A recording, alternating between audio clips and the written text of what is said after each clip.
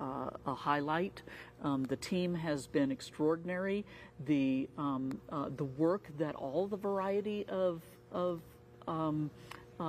participants, team members, teammates that work on this mission have been extraordinary. From the flight teams, the mission development teams, operations, science, curation, all working together to bring these samples home to us. And it may seem as if it takes a lot of time getting into the clean room and processing in the clean room, but a lot of that is because of preserving the contamination, the scientific integrity, minimizing the contamination on the samples. Clean room protocol is always slow and methodical to allow any dust or particles that gets generated or any of the debris from the back shell to settle before you do the next step. So all of these steps are very carefully choreographed to ensure the scientific integrity and maintain the pristine nature of these samples. And you'll be doing, Eileen, when you receive these in your laboratories at Houston at Johnson Space Center, you'll be doing the next phase of that very special curation. Can you tell us a little about that? Yes, we have a special facility that was designed in particular for these samples to have all of the appropriate materials restrictions to make sure that these particular samples stay pristine for generations to come. As stewards of the scientific value of samples, we manage samples for future generations in addition to the current science that is available on these samples. So the first thing that we will do is bring them into one particular clean room, let it settle, and we will transfer the sample canister from one level of cleanliness progressively to next level of cleanliness to ultimately a continuously purged nitrogen glove box. Wow. So what they're doing here in the clean room in Utah is to remove the contaminating potential of the heat shield and back shell that were charred during reentry, and get the sample canister on purge to have nitrogen continuously flowing through that canister to ensure that there's no earth contaminations that will leak in, even though the likelihood of that is vanishingly small, making sure that there's a continuous nitrogen purge.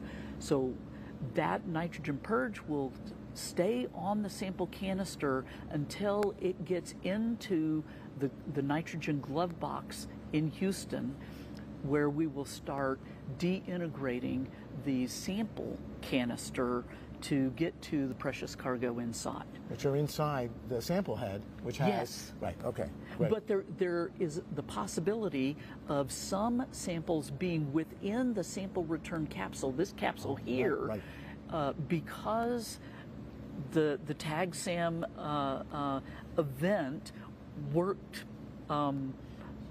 more well than we had anticipated.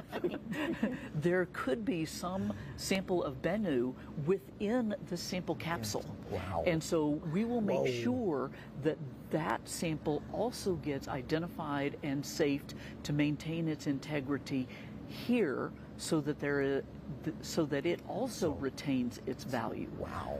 Amazing. What an opportunity. We may have more goodies than we thought. Yeah, we thought. Jeez, Eileen. Well, Good job. Eileen, thank you so much for joining us today. We've loved having you. Right, really, Eileen, congratulations. Way to go. Thank you, and we're so excited. Your whole professional life has been planning for a future event, and then suddenly that day arrives, like today, which is probably a perfect segue to be bringing up something that may come as an unexpected surprise to mission fans. Today may be the conclusion of flight operations for OSIRIS-REx, but the mission is not exactly finished. After ground teams retrieve the capsule, the Bennu samples will be taken to NASA's Johnson Space Center in Houston, Texas. The sample canister will be opened in the Astro Materials Acquisition and Curation Facility, and the samples will be curated, distributed, and studied for decades to come. Having delivered its cargo, the OSIRIS-REx spacecraft will depart Earth, but its journey will not quite be finished. In a daring encore, the renamed OSIRIS-APEX will enter an elliptical orbit of the Sun, repeatedly passing within the orbit of Venus and pushing the limits of its thermal design. Beginning in 2029, it will chase down and investigate Apophis, a 1,200-foot stony asteroid destined to make an exceptionally close flyby of Earth. After 13 years in deep space, at the start of a new decade, alone on a new world, the journey will continue.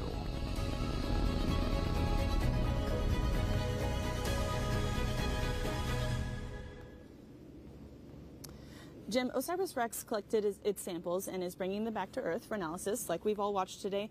But how else is NASA planning to analyze its other samples? So, as you heard from Eileen, OSIRIS-REx in Houston will start the sample preparation around hundreds of labs later. It's going to be fantastic. We also sometimes bring our laboratories to the samples themselves. Curiosity rover. She's carrying a huge payload, not unlike those we'll use in laboratories here. Sometimes we go to new places to actually bring the labs to study samples that we can't bring home. That's our new wrinkle. And on that note, when I consider how many places there are to visit, I'm aware that a guy like you is probably weighing all of the choices, about where to go. So speaking of which, you are the principal investigator for a new mission called Da Vinci, which for those at home, principal investigator is basically the big guy in charge. So what is this mission about? So Da Vinci is a mission to Venus. You can see it in the morning sky, and we haven't been back to the Venus atmosphere and all the complexity and how that formed and evolved literally in a generation. So together with a very big team, it's not just the PI. I mean, Dante is the gold standard PI for all of us, but with our team, we're going to bring a spacecraft with the kind of instrumentation we'll be using on the samples from Bennu and from Mars to the samples in the atmosphere that will tell us about the assembly of that atmosphere, whether Venus had oceans for how long, and come under the clouds and see the mountainous regions and their chemistry for the first time in history. And so we're excited to pick up on the great news from this mission, OSIRIS-REx at Bennu, and some Mars exploration, and take that forward to Venus so we'll get the next generation interested in our sister planet. So everybody stay tuned for that one. So Jim, you've also been the PI of several previous missions. Put yourself in Dante's shoes. How would you feel today? Dante must be both overwhelmed and overjoyed. Yeah. He's probably, as my wife says occasionally about me, beyond words. And he's been waiting literally his professional lifetime for this. It's here, it's happening, the science is going to flow, they can't miss. Honestly, I am sure Dante and his team are just sitting on pins and needles waiting for the transfer to Houston, all that stuff Eileen said, so we can get to work. This will be epic. And Jim, not only are you the PI of Da Vinci, but you actually had a hand in OSIRIS-REx as well. Well, way back in the dark mists of 15 years ago, we were all wondering how we can sample things as hard as asteroids like Bennu. And people like Dante and others had generated the idea we were all talking, because we wanted to think, how do we sample the solar system? Cruise to the moon, great. Giant sample return systems to Mars, fabulous. But these small bodies are also important, and they've been a priority for our National Academy. Cometary nuclei, asteroids like, of course, carbon-bearing ones like Bennu. So when those folks got together, we were all in conversation, and they proposed mission ideas, and some of us were able to participate in very small ways to help them get these missions going. It's just a thrill to see them succeed so well. Especially after 15 years.